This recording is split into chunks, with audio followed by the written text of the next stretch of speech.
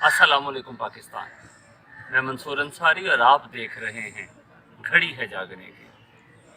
मेरे पाकिस्तानियों, जो बाइडन का कहना कि पाकिस्तानी अवाम ख़तरनाक है, क्या कोई जानता है कि ख़तरनाक का मतलब क्या है? हाँ ना, हम ख़तरनाक, हम इस्लाम से मोहब्बत करते हैं, हम कुरान से मोहब्बत करते हैं, हम दीन के ताबे हैं, हम अपने इस्लाफ के नक्शे कदम पे चलते हैं, हम यकजहती चाहते हैं, लेकिन हम आज़ाद रहना चाहते हैं।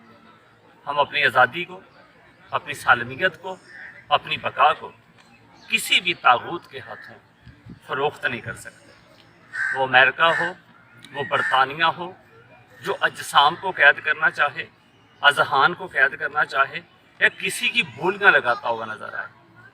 पाकिस्तानियों, जाग जाओ, यही वक्त है आज़ादी का, यही वक्त है अपनी बका का, यही वक्त है जालिम की आंखों में आंखें डाल के बात करने का और ये बता देने का कि अल्लाह ने हमें आज़ाद पैदा किया है। अब पाकिस्तानियों, मैं आज़ाद फ़िज़ा में मौजूद हूँ। क्या मैं ख़तरनाक हूँ? मेरे तराफ में अगर लोग हैं तो क्या वो ख़तरनाक हैं? क्या जो दीन पे चलेगा क्या वो ख़तरनाक है?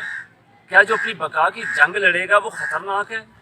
असल में ये ताकतवर लोग मुसलमानों को खिलौना समझते हैं।